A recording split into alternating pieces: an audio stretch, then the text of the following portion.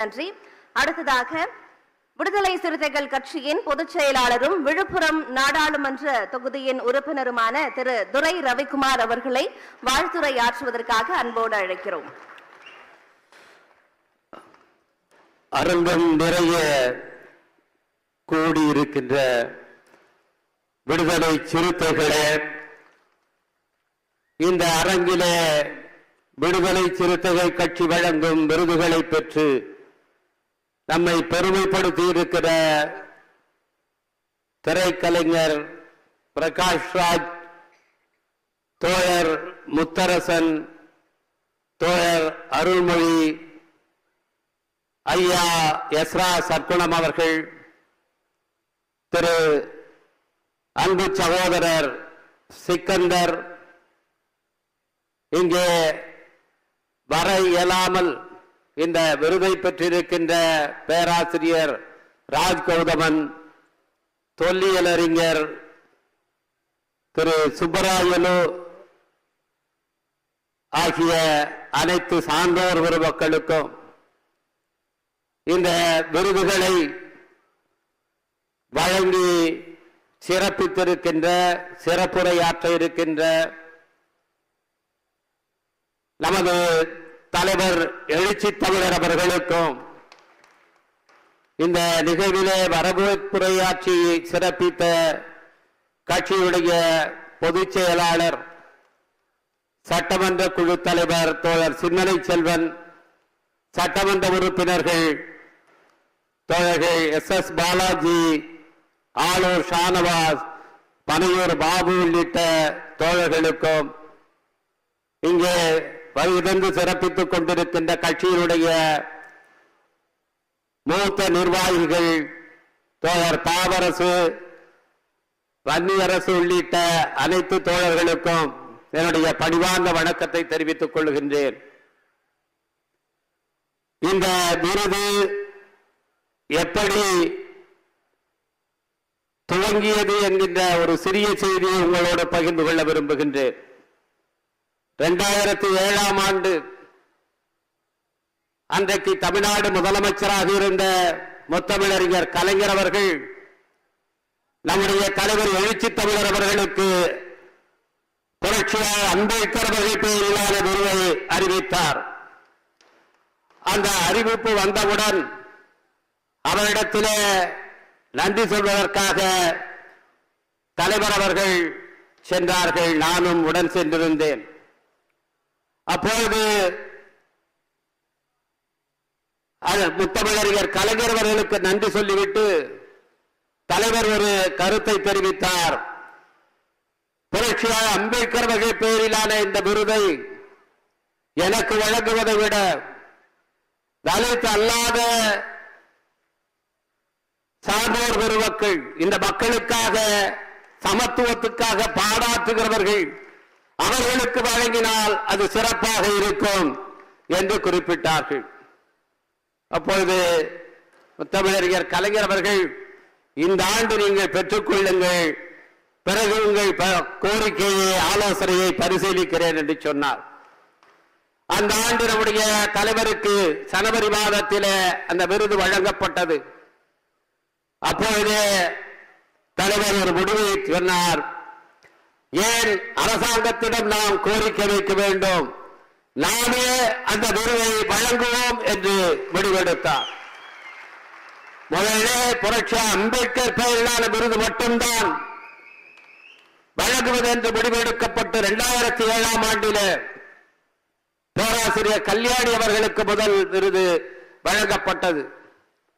அதற்கு பிறகு இந்த விருதுகளின் எண்ணிக்கை ஒவ்வொருவரும் இப்பொழுது அன்புக்குரிய அருள்மொழி அவர்கள் சொன்னது போல பல ஆலோசனைகளை சொல்ல சொல்ல அந்த எண்ணிக்கை கூடிக்கொண்டே போனது. நானும் என் பங்குக்கு அயோத்திதாசர் பெயரிலே விருது வழங்குகள் என்ற ஒரு கோரிக்கையை வைத்து அதையும் அதிலே சேர்த்து விட்டேன். இன்றைக்கு 7 விருதுகள் வழங்கப்படுகின்றன. அருள்மொழி அவர்கள் சொன்ன கருத்தை நாங்களே பல முறை விவாதித்து இருக்கின்றோம். பெண்களுடைய உரிமைகளுக்காக தன்னுடைய சட்ட அமைச்சர் பதவியை துறந்தார் புரட்சியாளர் அம்பேத்கர் அவர்கள்.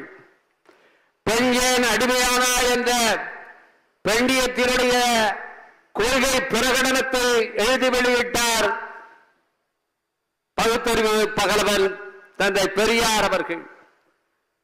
அவர்கள் பெயராலே விருதுகள் அளிக்கப்படுகிறது என்றாலும் கூட பெண்களை நேரடியாக நீங்கள் அதனால் கௌரவித்தீர்கள் என்று நாங்கள் கருத மாட்டோம் என்று இன்றைக்கு அருள்மொழி அவர்கள் சொல்கிறார்கள். அது ஏற்கத்தக்க உண்மை. ஒவ்வொரு ஆண்டும் பெண்களுக்கு விருதுகள் வழங்கப்படுகின்றன என்றாலும் பெண்களின் பெயராலும் அந்த விருதுகள் வழங்கப்பட வேண்டும் என்ற அந்த கோரிக்கை ஒரு சனநாயக கோரிக்கை.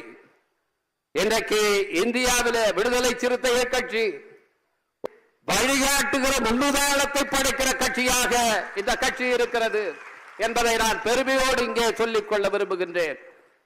இன்றைக்கு கட்சியினுடைய மாவட்ட செயலாளர்கள் பொறுப்புகள் புதிதாக நியமிக்கப்பட்டன. தலைவர் எழுச்சி தமிழர் அவர்கள் முதலிலே மாவட்ட செயலாளர் பொறுப்பில் பெண்களுக்கு இடஒதுக்கீட்டை அளித்து இன்றைக்கு 10% அவர்களுக்கு அதை வழங்கி அது போதுமானதல்ல, 50 விழுக்காடு அவர்களுக்கு வழங்க வேண்டும். ஆனால் துவக்கமாக இன்றைக்கு இந்தியாவிலேயே பெண்களுக்கு மாவட்ட செயலாளர் பொறுப்பிலே இடஒதுக்கீட்டை பெண்களுக்கு வழங்குகிற ஒரே கட்சி விடுதலை சிறுத்தைகள் கட்சி என்பதை நான் பெருமையோடு சொல்லிக் கொள்கின்றேன். அந்த முடிவை எடுத்து அதை செயல்படுத்தி காட்டியவர் நம்முடைய தலைவர் எழுச்சி தமிழர் அவர்கள். நிச்சயமாக இந்த கோரிக்கையையும் பரிசீலிப்பார் என்று நான் திடமாக நம்புகின்றேன். அன்புக்குரியவர்களே, ஏன் தலித் அல்லாதவருக்கு புரட்சியாளர் அம்பேத்கர் பெயரிலே விருதளிக்க வேண்டும் என்ற கேள்வி முக்கியமானது. புரட்சியாளர் அம்பேத்கர் அவர்கள் தன்னுடைய சட்ட அமைச்சர் பதவியை துறந்துவிட்டு 1954 ஆண்டிலே மாநிலங்களவை உறுப்பினராக தொடர்ந்து கொண்டிருந்த நேரத்திலே ஒரு சட்டம் வந்தது, தீண்டாமை தொடர்பாக இயற்றப்பட்ட சட்டம். அதிலே பேசுகிற நேரத்திலே அம்பேத்கர் சொன்னார், அரசமைப்பு சட்டத்துடைய பிரிவு 13 வந்ததற்கு பிறகு சமத்துவம் என்பது நிலைநாட்டப்பட்டிருக்கிறது. அதற்கு மாறாக எந்த சட்டம் இருந்தாலும் நடைமுறை இருந்தாலும் அது இனிமேல் செல்லாது என்று அறிவிக்கப்பட்டிருக்கிறது. அப்படி அறிவிக்கப்பட்டு விட்டதாலேயே இதற்கு முன்பு சமத்துவத்துக்கு எதிராக இருந்த சட்டங்கள் செல்லாமல் போய்விட்டன என்று நாம் சும்மா இருந்துவிடக் கூடாது. நான் சட்ட அமைச்சராக இருந்த போது எந்தெந்த சட்டங்கள் எல்லாம் அப்படி சமத்துவத்துக்கு எதிரான அந்த சட்ட பிரிவு 13க்கு எதிராக இருந்தனவோ அவற்றையெல்லாம் அடையாளம் கண்டு அவற்றையெல்லாம் நான் நீக்கினேன், அவற்றை செல்லாது என்று அறிவித்தேன். இன்னும் சில சட்டங்கள் இருக்கின்றன. 1816 ஆண்டிலே சென்னை மாகாணத்தில் உருவாக்கப்பட்ட சட்டம், அதுதான் ஒருவர் ஒரு குற்றம் செய்தால் அவர் எந்த சாதி என்று பார்த்து அதற்கேற்ப தண்டனை வழங்குகிற சட்டம். இந்தியாவில் வேறு எங்கும் அப்படி இல்லை. அது சட்டமாகவே இங்கே இருந்தது. பிரிட்டிஷ் ஆட்சி காலத்தில் 1816 ஆண்டில் இயற்றப்பட்ட அந்த சட்டம், தாழ்த்தப்பட்ட சமூகத்தை சேர்ந்தவர்கள் ஒரு குற்றம் செய்துவிட்டால், ஒரு தவறு செய்துவிட்டால் அவர்களை தொழுக்கட்டையிலே போட்டு பூட்ட வேண்டும்.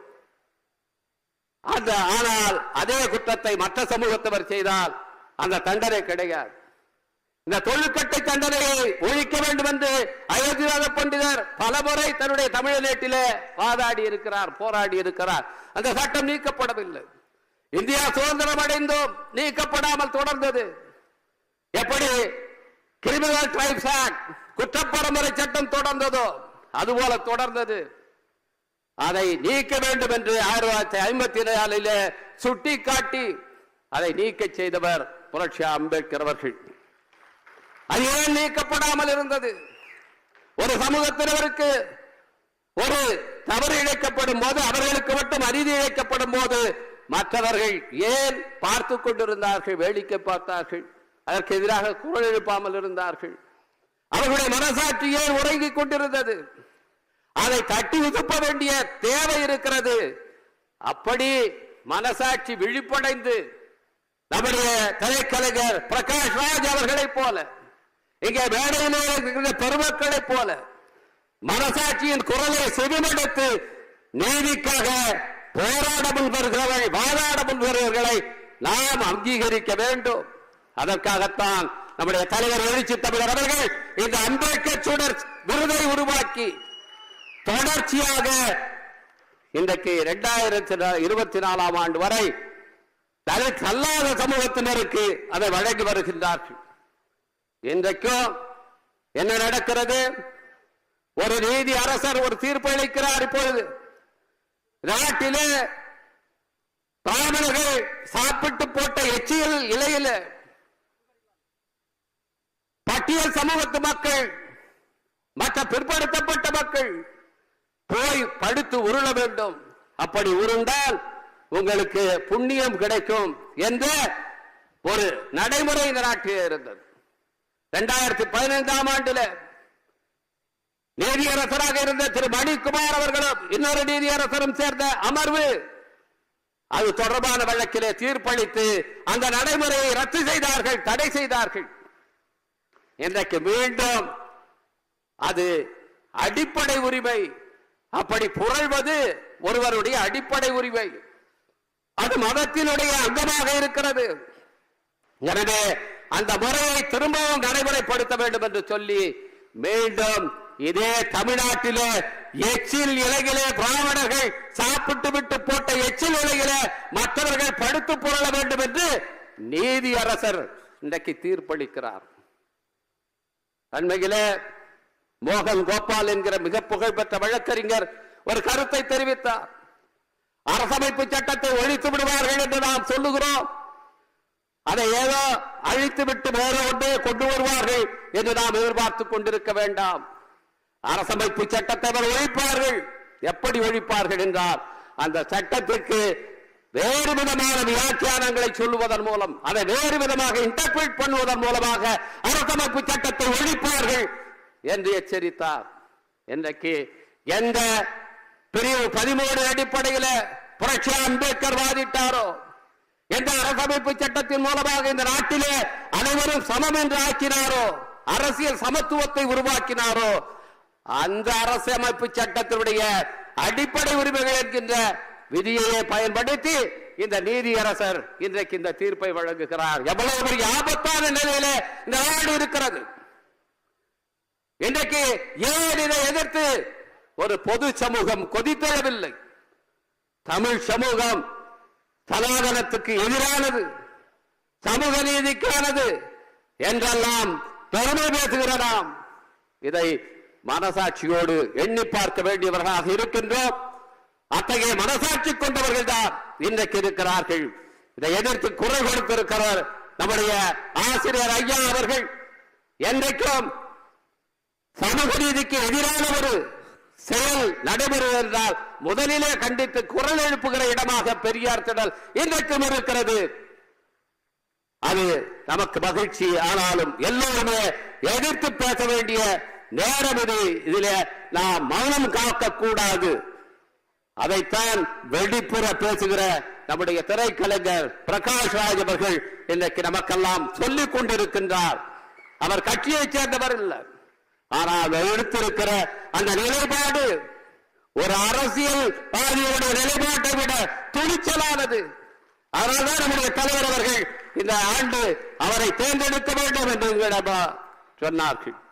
எனவே அத்தகைய மகத்தான ஆளுமைகள், மனசாட்சியை உள்ள ஆளுமைகள், சமத்துவத்துக்காக குரல் கொடுக்கிற ஆளுமைகள், அவர்களை இங்கே நாம் பெருமைப்படுத்தி விடுதலை சிறுத்தைகள் பெருமை கொண்டிருக்கின்றோம். அவர்களுக்கெல்லாம் என்னுடைய வாழ்த்துக்களை, பாராட்டுக்களை, வணக்கங்களை தெரிவித்து எனக்கு பேச வாய்ப்பளித்த தலைவர் எழுச்சி தமிழர் அவர்களுக்கு நன்றி கூறி அமைகிறேன். வணக்கம்.